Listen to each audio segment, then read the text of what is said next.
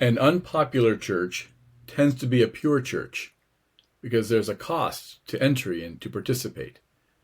But as the church became more popular in the 4th century, and then as Christendom took over the Roman Empire, Christians who wanted to remain pure and had a hunger for that had to reach back into their past. And so one thing they did was develop the cult of martyrs. These were the heroes of the faith, people who gave their lives for Jesus.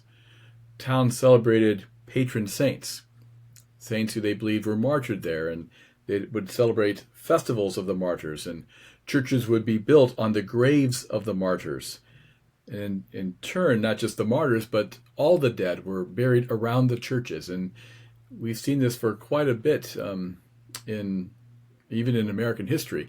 Now, larger churches tend to be built on major interstate highways and connections, and so the real estate's just a bit too valuable to fill it with cemeteries and bodies. But historically, the church has been surrounded by cemeteries. Now, before this, Christians were often buried outside of the city. Think of the catacombs. But as the church reached back to have the cult of the martyrs, they started to bring all the dead around the church building. Another thing they did, though, was not just reach back and have the cult of the martyrs, but some said, let's be voluntary martyrs now. And of course, these are the monks. Now, becoming a voluntary martyr, paying a price for Jesus, is not the only motivation for a monk. Some also sought freedom from society, from economic collapse, and especially women. A nunnery was one place where women could have greater self-determination, leadership, learning. So there are other reasons than just wanting to be a martyr for Christ, but that was the dominant one. There were two kinds of monks. One was the solitary, the one who lived alone, and they're called the eremitic. Eremitic from the Greek word heremit, which sounds like hermit, and Anthony would be a main example of this. Athanasius celebrated him in his writings. Anthony received many followers in Egypt, and when they would come out to him, he would put them in caves, but then so many came out, he ran out of caves. This is a problem with being a solitary hermit, living by yourself. If you attract followers, and it kind of defeats what you're trying to do. So this would lead naturally to the second kind of monk, and this was not the hermit, but the Cenobite, Cenobit. Cenobite means living in community. And this became the more popular form of monasticism, and it followed Benedict's rule, which we're looking at this week's. The monks' monasticism began in Egypt, near Alexandria, in part because North Africa, and especially these parts, had a lot of devout, fervent, pious people, but the weather's also conducive to being a monk and wearing very little, and there's lots of caves. So it worked out great if you want to be a hermit. There's a cave for you to live in. Egypt was also near Palestine, so people would take pilgrimage, and they would go visit the monks, and they would go visit the Holy Land. You could do it all in one trip. Why be a monk? I've already mentioned the self-martyrdom and the wanting to withdraw from society, economic collapse, and just disengaging and not having to worry about that. Monks were also concerned for their own salvation. They thought they're quite Platonic, right? The body is negative and your soul's like a feather and the body weighs it down. And if you can slough off your body, if you can live above your physical passions, then your soul can float back to heaven. The monks, though, also weren't just withdrawing to save their own souls. They also were thought to and sought to benefit their communities. They would spend time in prayer for their surrounding community. And sometimes a wealthy person would endow a monastery and even start a monastery. So the monks could pray for this person after he died. So if he was languishing in purgatory, it would get him out sooner. Monks could also perform penance for people who didn't have the time or who needed didn't have the time to do the penance. For a fee, they could pay the money, and the monks would do it. So, for instance, in 923, there was a Frank bishop who imposed a 3-year penance on anyone who attended this battle he did not like. And for 3 years, for 3 times each year, for 40 days, The people had to fast on bread, salt, and water. And many people thought, this is a hardship. I don't really think I can do this or don't want to do this. Well, there's a monastery over here full of monks, and they'll do the fasting for you if you pay the monastery for the privilege. Monasteries also provided a place for wealthy aristocratic families to place their extra children, right? The firstborn sons got the inheritance, but if they had other kids that wouldn't be needed for leadership, they could put them in a monastery and then endow the monastery to make sure that their child will grow up in a nice setting. So these were called oblates, Oblates, a sacrifice, an oblation to the Lord. Thomas Aquinas was given by his parents as an oblate to a monastery, which reminds us that the monasteries were also, many of them, educational centers. They preserved the scriptures. They would copy the Word of God. They would study theology. Many became mini civic centers with libraries and relics and artworks. There's this great little book called How the Irish Saved Civilization. It explains how in between 500 and 1,000, as the mainland of Europe is struggling with feudalism, in the rocky outcrops of Ireland, there's monasteries who were sometimes invaded by the Vikings, but often left alone long enough to dutifully copy ancient manuscripts. And they were these monks who, it's really ironic because the monks are anti-cultural, right? The monks are retreating from culture. And yet in Ireland, the monks preserved culture. And then as Europe came out of its darker period, the monks could hand back to the civilization their culture. Monks also provided another branch of church authority. So if you have the Pope at the very top, you have the religious arm, which is the monks, and then what's called the secular arm, which are the bishops and the priests. The secular arm, the bishops and the priests, they alone could serve the sacraments. But often the priests were not very literate. The education was going on more robustly in the monasteries.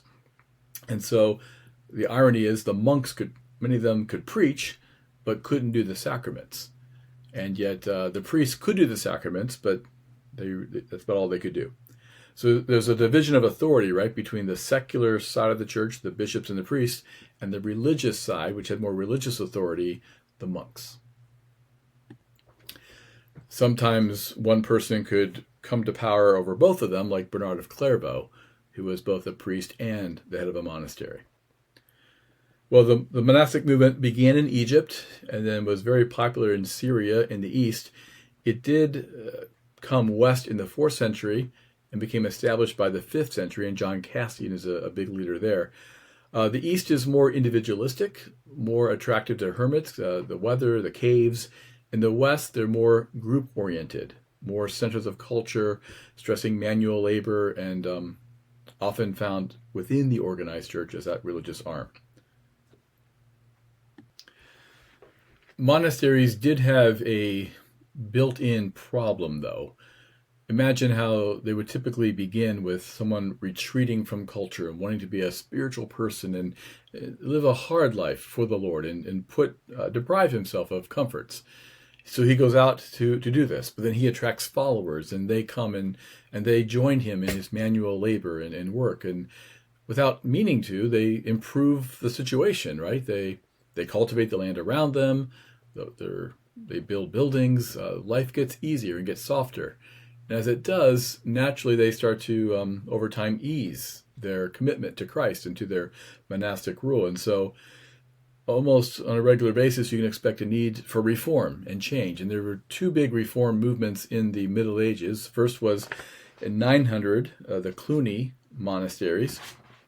And this was enhanced by a monk, Hildebrand, who became Pope Gregory VII. And he used and tried to impose even the monastic reforms of the Cluny monasteries upon the rest of the church and increase the spiritual vitality, the temperature of the entire church. But then Cluny eventually, its passion and piety ebbed. And so there were the Cistercians, which were started in around 1075. and they were a reform movement, and Bernard of Clairvaux would be the leading figure of that movement, and we'll spend some time this semester reading some of Bernard's writings. I want to end with just a few words about Benedict, because we're reading the Rule this week, and he was born around 480, died in 547, born in central Italy. We don't really know a lot about his life. All that we know comes from the dialogues of Gregory the Great. Gregory was a big fan, and Gregory, as a pope, tried to use monastic ideals and encourage the entire church to follow them. We think that Benedict studied the liberal arts in Rome, which is a normal education for boys, but he wasn't a good student. And he was appalled by Rome's worldliness, and so he withdrew and became a hermit near Subiaco, which is northeast of Rome. And there he met a friend, an older father figure named Romanus, and then others joined him, and he became popular. And other monks in Vicavaro said, "Come be our abbot." And he thought, nah, I'm not a really good fit, but they encouraged him to come, and he tried to join them. But they quickly resented his rules. They thought he was way too strict, and they tried to poison him. The monks weren't all pious all the time, right? So they said, "Come be our abbot," and then they tried to poison him. Their custom was to have the abbot bless and taste the wine that they served with the meal. But they poisoned the wine and brought it to Benedict. But as Benedict made the sign of the cross, the vessel broke, as though someone had hit it with a stone. And then he knew at once that it must have been poisoned. And so he said, "Fine, I'm out of here." And he left the monks and said, "You can run your own show. You don't need me as your abbot." So he went back to Subiaco, and he went back to living by himself. But now that he had had a taste of helping others, he thought, I'd like to try this again. When others came to visit him, he formed 12 monasteries around him, around Subiaco. And he enjoyed the monks in his 12 surrounding monasteries, but there's a nearby priest named Florentius who was jealous and angry, and Benedict's devotion made him look bad. So Florentius sent a poisoned loaf of bread to Benedict, and that's really not good, because bread's a sign of peace and fellowship, and you really shouldn't poison that and send it to somebody. Benedict suspected foul play, and he gave the loaf to a raven that he fed every evening at dinner time, and even the raven said, "I'm not taking this bread." But Benedict insisted, and so the raven took the bread and dropped it far away, and then returned to get other food from Benedict. Of course, these are stories that Gregory tells us in the dialogue. I'm not going to vouch for them, but this is what Gregory says. Florentius then next tried to destroy Benedict by sending prostitutes into his garden to seduce his monks, and this outraged Benedict. He said, "That's fine. It's better for you guys if I just leave." So he left Subiaco and found his way east of Rome to Mount Cassino. And that's where now near 50, he starts on a mountain 5 miles up to build his monastery. It towered over the countryside. This monastery, it was bombed by the Allies in 1944 because they couldn't capture it. It was that impregnable even then. At Cassino, though, Benedict became famous, Gregory says, for his miracles. For instance, he restored to life a monk who had every bone crushed when a wall they were building fell on him. Benedict healed him, and that very hour he returned to work. He drew an axe head from the river. He made a heavy rock light so monks could move it. He could sense when a jar of wine had been stolen from the wine cellar, or when a monk was hiding a gift of 2 handkerchiefs, not 1, but 2 handkerchiefs that a godly woman had given him. Or even when a monk had a proud thought. There was a monk who was pouring wine to Benedict, and he said, "You know what, you don't deserve this," he thought to himself. And Benedict knew that and sent him to his room until he repented and came back, made his heart right. So that's a little bit about Benedict. We'll look at the rule that he wrote and see what you think about it. See you in class.